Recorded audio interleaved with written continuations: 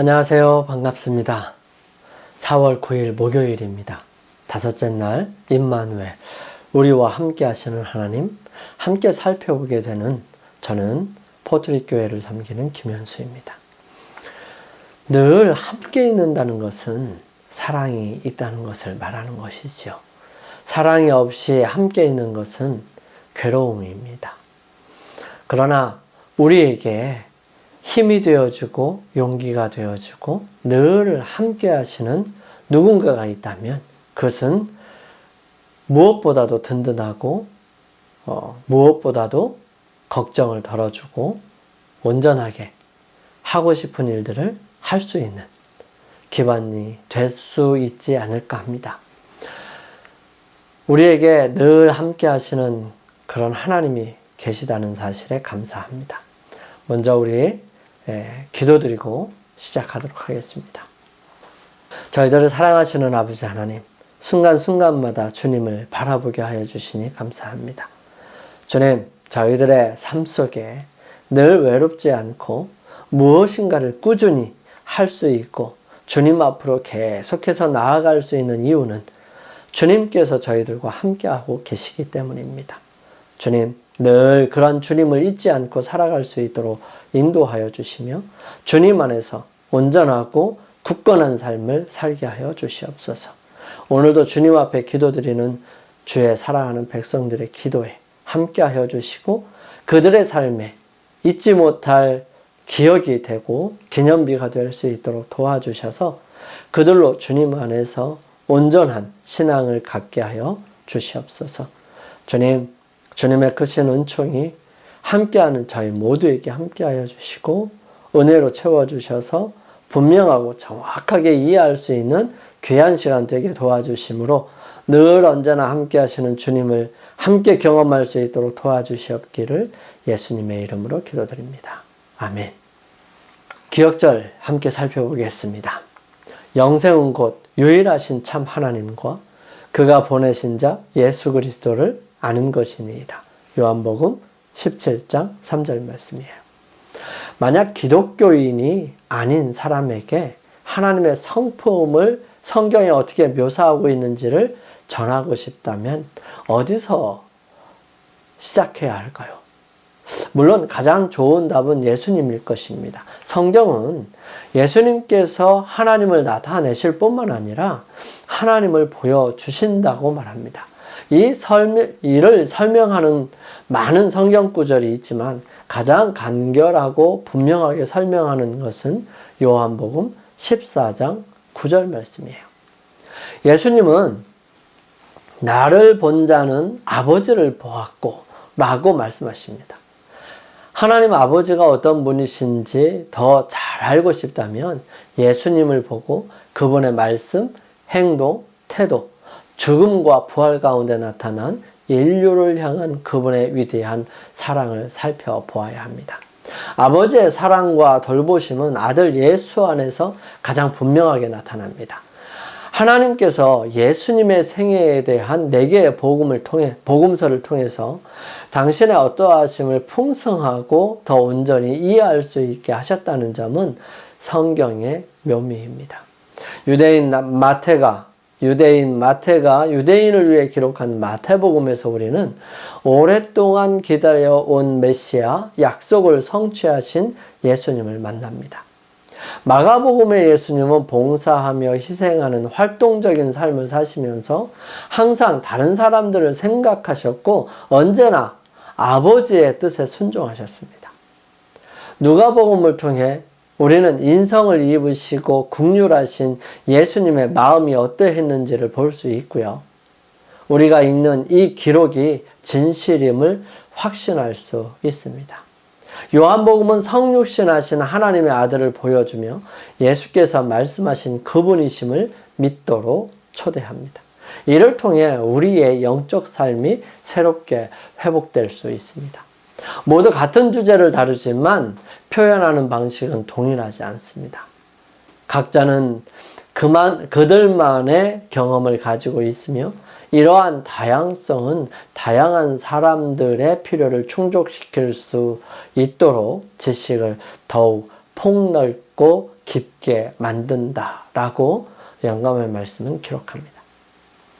마태복음 1장 23절에서 예수님께 주어진 특별한 이름은 하나님의 성품을 이해하는데 왜 그렇게 중요할까요? 마태복음 28장 20절을 함께 비교해 보면 어떤 말씀이 있는지 함께 살펴봅니다.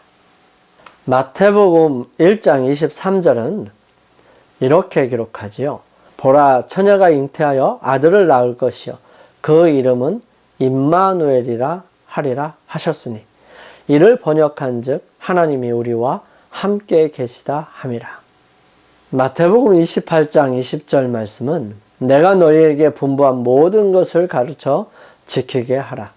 볼지어다 내가 세상 끝날까지 너희와 항상 함께 있으리라 하시니라 말씀하십니다. 우리는 하나님의 성품이라는 거대한 주제의 극히 일부분만을 보았을 뿐입니다. 하나님은 우리가 헤아릴 수 있는 것보다 훨씬 위대하고 놀라우시며 우리는 영원토록 그분에 대해 배우게 될 것입니다.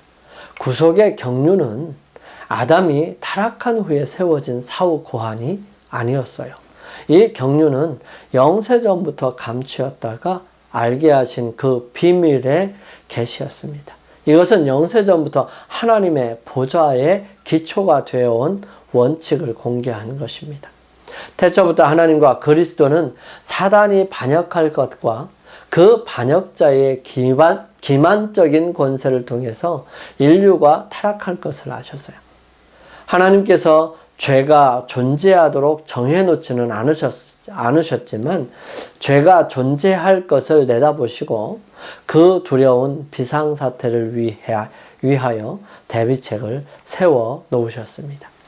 그리스도께서는 이 세상에 오시려고 곧 육신이 되시려고 그는 나를 위하여 한 몸을 예비하셨도다 라고 말씀하십니다. 창세 전부터 아버지와 함께 가지셨던 그 영광을 지니신 채 오셨다면 우리는 그의 임재하심의 광채를 견딜 수 없었을 것입니다. 우리가 그 광채를 보고 죽지 않도록 하기 위하여 그의 영광의 나타나심이 가리워졌습니다.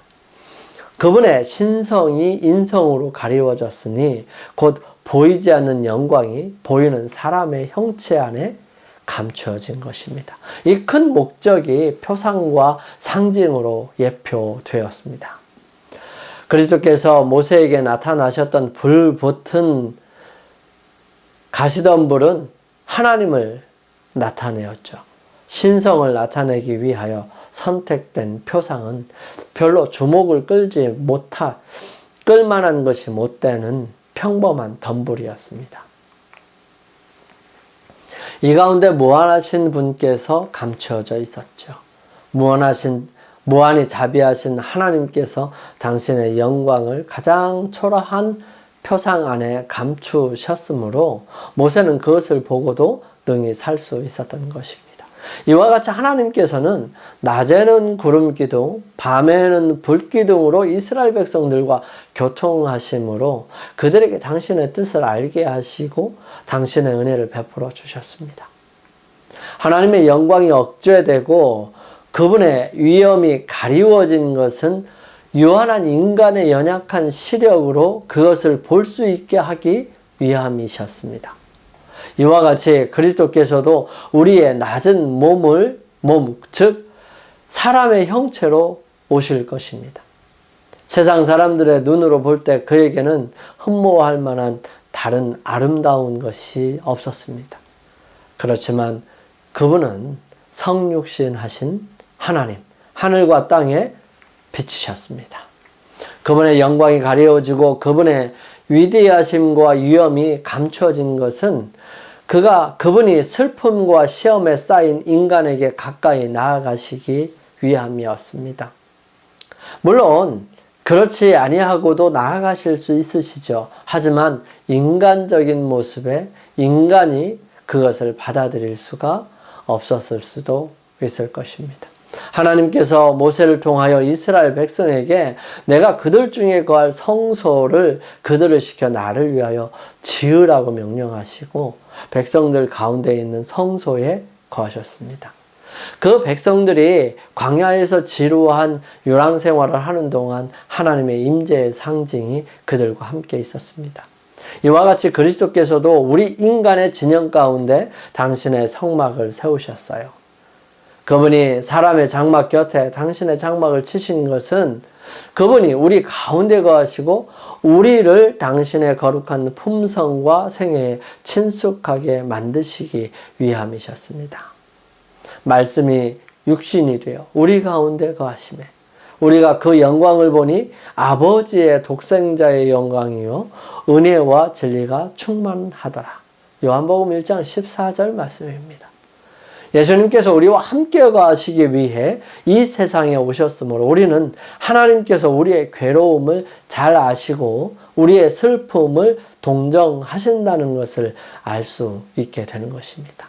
아담의 모든 자손들은 우리의 창조주께서 죄인들의 친구가 되심을 알 수 있습니다. 이는 그리스도께서 이 세상에서 지내신 생애 가운데 나타난 모든 은혜의 교훈과 모든 기쁨의 약속과 모든 사랑의 행위와 사람들을 하나님께로 이끄는 모든 일들 가운데서 하나님이 우리와 함께 계시다는 것을 우리가 보기 때문입니다. 사단은 하나님의 사랑의 율법을 이기적인 율법으로 나타내죠. 그는 우리 인간이 그 율법의 계명을 순종하는 것이 불가능하다고 선언합니다.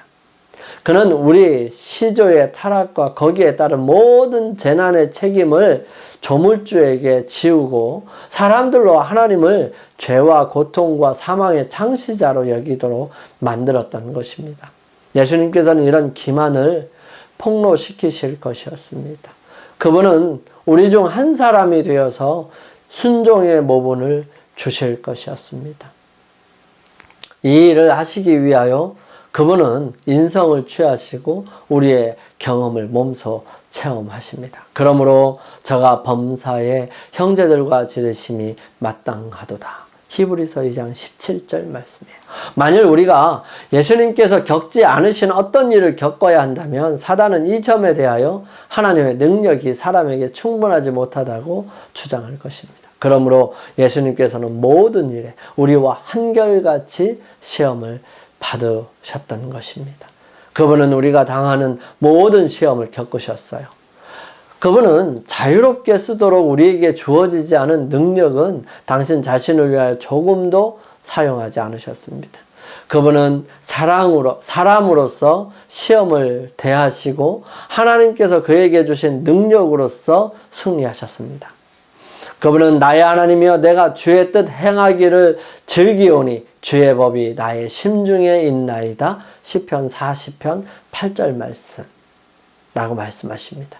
그분은 두루 다니시면서 선한 일을 행하시고 사단에게 괴로움을 받는 모든 사람들을 고치시면서 사람들에게 하나님의 율법의 특성과 그분의 봉사의 본질을 명백하게 드러내셨던 것입니다. 그분의 생애는 우리 또한 하나님의 율법을 순종할 수 있음을 증거하는 것이지요. 그리스도께서는 당신의 인성으로 인성과 접촉하시고 당신의 신성으로는 하나님의 보좌를 굳건하게 붙드십니다. 그분은 인자로서 우리에게 순종의 모범을 보여주시고 하나님의 아들로서 순종할 능력을 우리에게 주시는 것이죠. 호렙산 가시덤불에서 모세에게 나는 스스로 있는 자니라. 너는 이스라엘 자손에게 이같이 이르기를 스스로 있는 자가 너를 우리에게 보내셨다 하라. 이렇게 말하라고 말씀하신 분이 바로 그리스도이셨습니다. 이것은 이스라엘 백성의 구원의 보증이었습니다. 이와 같이 그가 하나님의 형상으로 이 세상에 오셨을 때에도 그분은 자신을 스스로 있는 자라고 선언하셨던 것입니다. 온유하고 겸손한 베들레헴의 아기는 육신으로 나타난 바 되신 하나님이셨습니다. 그분은 우리에게 나는 선한 목자라. 나는 산떡이다. 내가 곧 길이요 진리요 생명이다. 하늘의 모든 권세를 내게 주셨다라고 말씀하십니다. 나는 모든 허락의 보증이다. 내니 두려워 말라. 우리와 함께 계시는 하나님은 우리를 죄에서 구원하시는 보증이 되시고 하늘의 법칙을 순종할 수 있게 하는 능력의 보증이 되십니다. 영감의 교훈입니다. 그 이름은 임마누엘이라 하리라. 하나님이 우리와 함께 계시다. 하나님의 영광을 아는 빛이 예수 그리스도의 얼굴에 나타났다. 영원한 시대로부터 주 예수 그리스도는 아버지와 일체이셨다. 그분은 하나님의 형상이요 하나님의 위대하심과 위엄하심의 모습이며 그의 영광의 광채이셨다.